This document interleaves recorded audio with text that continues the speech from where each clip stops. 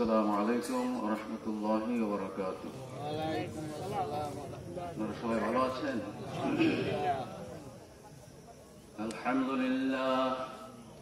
আলহামদুলিল্লাহ নাহমাদুহু ওয়া নাস্তাঈনুহু ওয়া নাস্তাগফিরুহ ওয়া নু'মিনু বিহি ওয়া নাতাওয়াক্কালু আলাইহি ওয়া না'উযু বিল্লাহি মিন শুরুরি আনফুসিনা ওয়া মিন সাইয়্যাতি আ'মালিনা।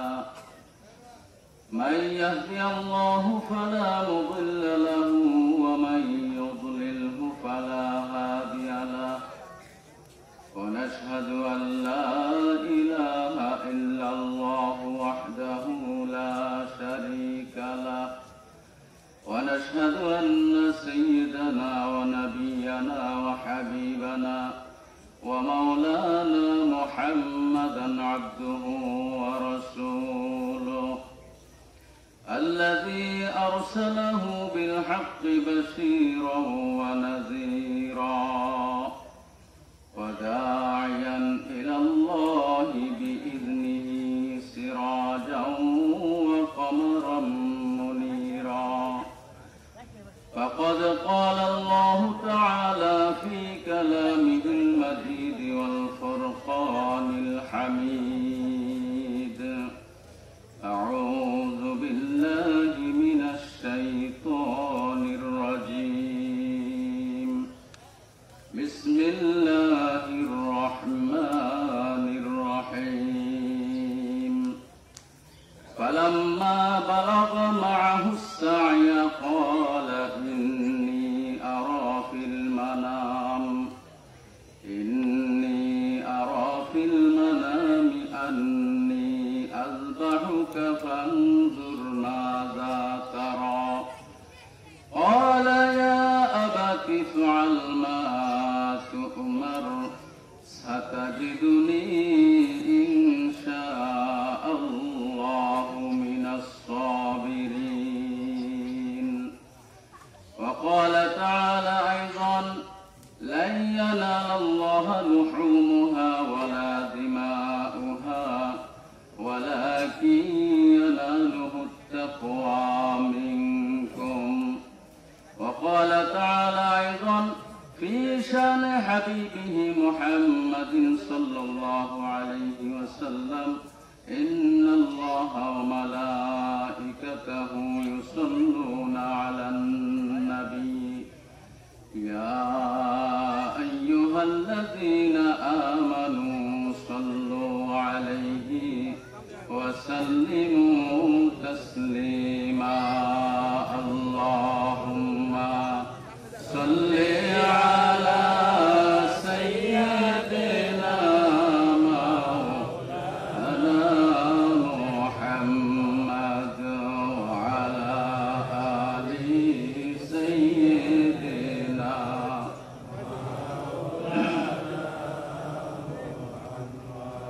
সবাই জোরে সোরে মহব্বত করুন: আল্লাহুম্মা সাল্লি আলা সাইয়্যিদিনা মাওলানা মুহাম্মদ ওয়া আলা আলি সাইয়্যিদিনা মাওলানা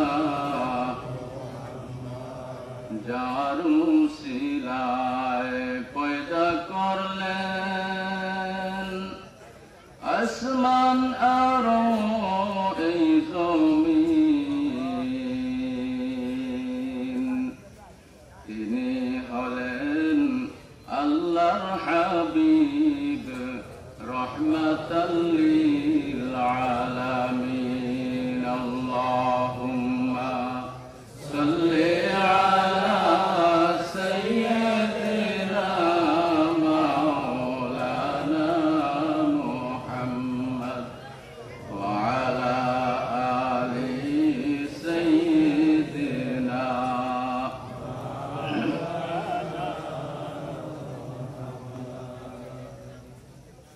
সবাই বলুন আলহামদুলিল্লাহ। আলহামদুলিল্লাহ। দুরূদ শরীফ পড়তে মজা লাগে না খারাপ লাগে? ভালো লাগে না? দুরূদ শরীফ মহব্বতে পড়বেন, মনোযোগ দিয়ে পড়বেন, উচ্চ আওয়াজে পড়বেন।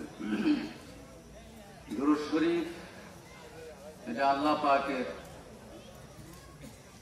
একটি মহান নিয়ামত, যেটা আমাদের জন্য আল্লাহ পাক দিয়েছেন। আল্লাহ পাক আমাদেরকে অনেক আদেশ করেছেন নামাজ পড়তে, রোজা রাখতে, হজ করতে, জিকির করতে এবং অন্যান্য ইবাদতের আদেশ করেছেন।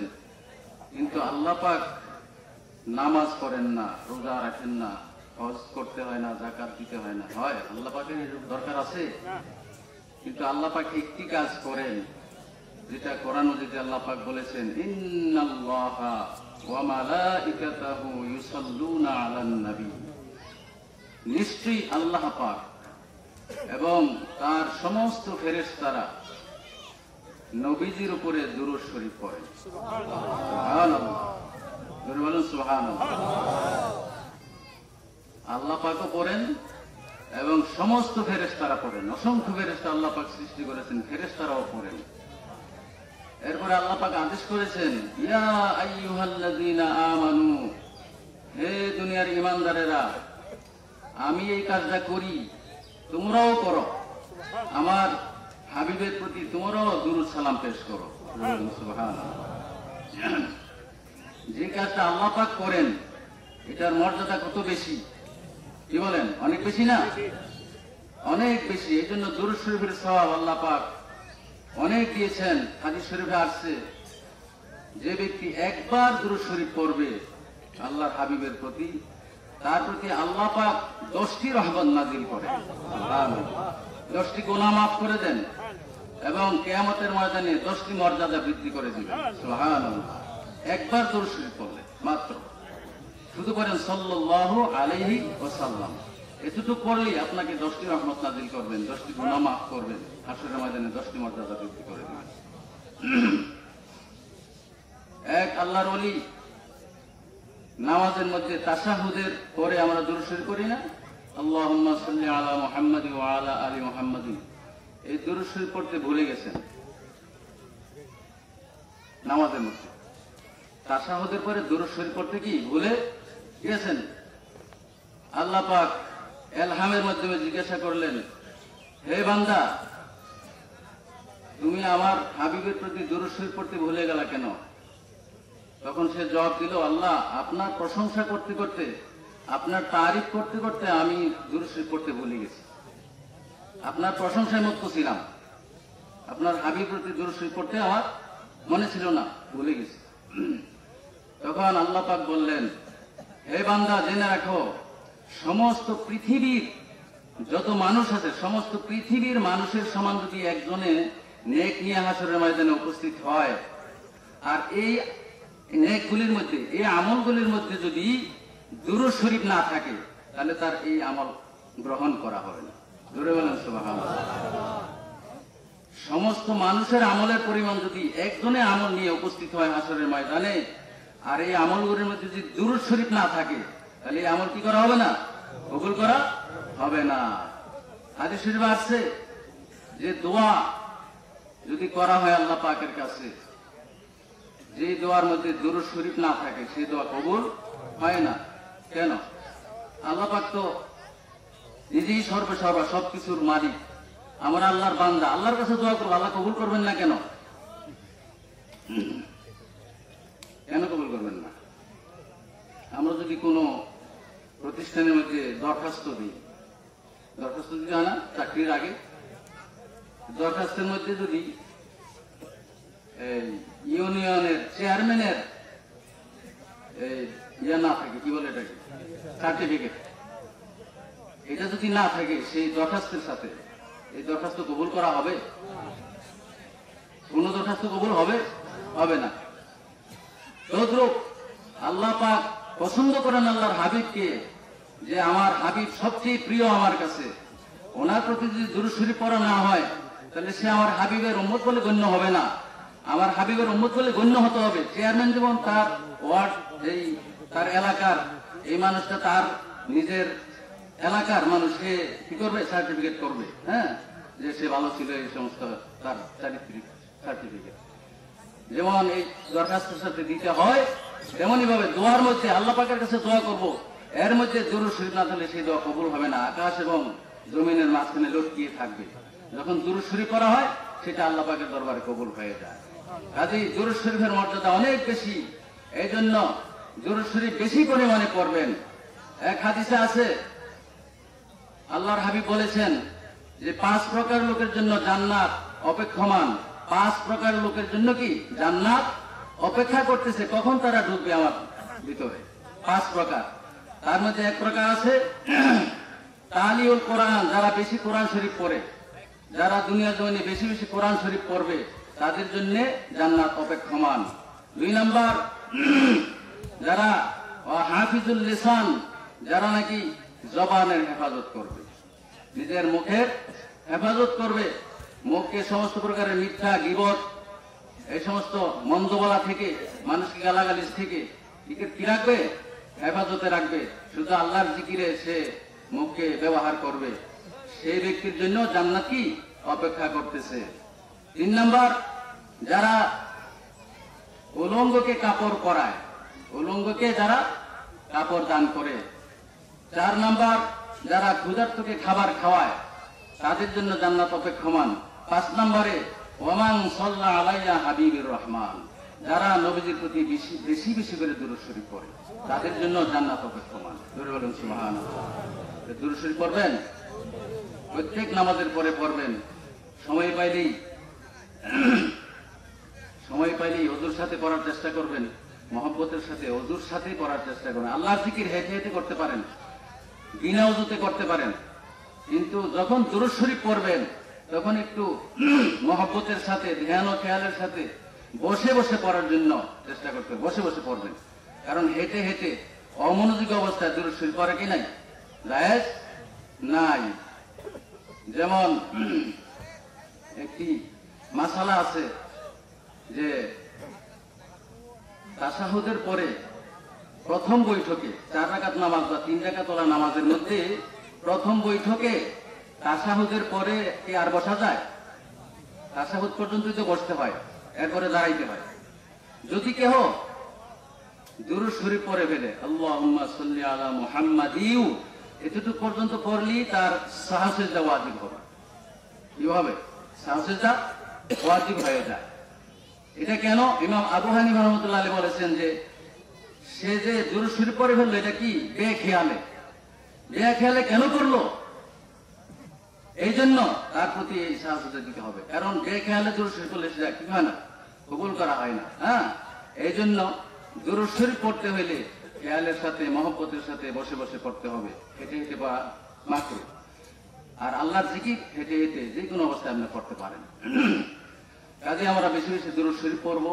প্রত্যেক নামাজের পর পর কমপক্ষে 20 বার করে পড়েন, তারপরেও 5 ওয়াক্ত নামাজের পরে 100 বার হয়ে যায় ডেইলি।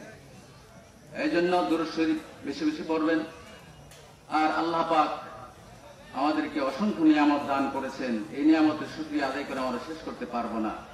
আল্লাহ পাক আমাদের বাঁচার জন্য, মুক্তির জন্য কত উসিলা দিয়েছেন, অনেক উসিলা দিয়েছেন আল্লাহ পাক। আমরা যদি আমল করি, এই আমলের মাধ্যমে আমরা জান্নাতে যেতে পারবো, যদি আমরা বুঝে বুঝে আমল করতে পারি। যেমন ফজরের নামাজের প্রথম 2 রাকাত সুন্নত আছে না, 2 রাকাত সুন্নত ফজরের। আমাকে এক ভাই বলেছেন এই ব্যাপারে কিছু বলার জন্য। ফজরের নামাজের 2 রাকাত সুন্নতের দাম কত জানেন? এটা ফরজ না, সুন্নত, এটার দাম কত? হাদিস শরীফে আছে যে ফজরের নামাজের প্রথমে যে 2 রাকাত সুন্নত আছে, সমস্ত পৃথিবী এবং তার মধ্যে যত সম্পদ আছে, এই সমস্ত সম্পদের চাইতে 2 রাকাত ফজরের সুন্নতের দাম আল্লাহ পাকের কাছে বেশি। জোরে বলুন সুবহানাল্লাহ। এই জন্য ফজরের সুন্নতের দাম অনেক বেশি। এই জন্য কেউ যদি ফরজের আগে সুন্নত করতে না পারেন, তাহলে এই সুন্নতটা ফরজের পর পর সাথে সাথে পড়া যাবে না। কারণ ফজরের ফরজ নামাজ পড়ার পরে বেলা ওঠার আগ পর্যন্ত কোনো নামাজ নাই, এবং আসরের ফরজের পরেও বেলা ডুবার আগ পর্যন্ত কোনো নামাজ নাই। নফল হোক বা যে কোনো কাজা নামাজ হোক, এগুলো পড়া যাবে না। আপনি ফরজ পড়ে ফেলেছেন আসরের অথবা ফজরের, এরপরে বেলা ওঠার আগ পর্যন্ত কোনো নামাজ পড়া যাবে না। এই কারণে ফজরের সুন্নত যদি কেউ ফরজের আগে পড়তে না পারেন, আপনি আসছেন দেরি করে, ফরজের জামাত দাঁড়াই গেছে, এখন আপনি ফরজ পরে বেলা ওঠার জন্য অপেক্ষা করেন। বেলা ওঠার পরে 23 মিনিট, বেলা ওঠার 23 মিনিট পরে আপনি এই সুন্নতটা আদায় করতে পারবেন। যখন আমরা এই ইশরাকের নামাজ পড়ি, এই ইশরাকের সময় এই ফজরের নামাজ আদায় করতে হবে। ফরজের পরে আবার আদায় করতে পারবেন না।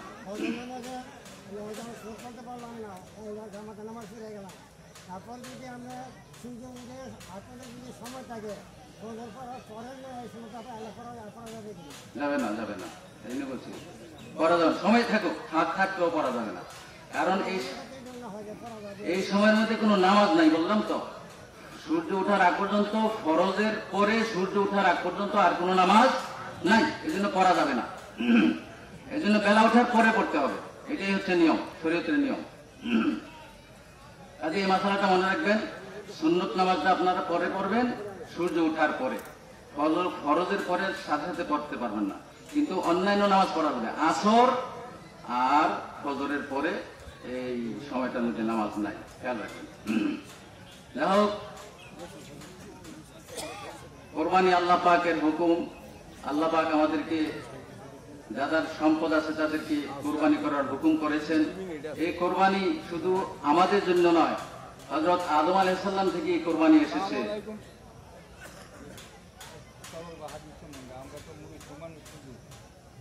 কুরবানি আমরা তো যারা যুদ্ধ হয়ে গেছে, আমরা তো কামাই রুজি করি, আমাদের ছেলেমেয়েরা কামাই রুজি করে, কিন্তু আমাদের জন্য ওয়াজিব কি?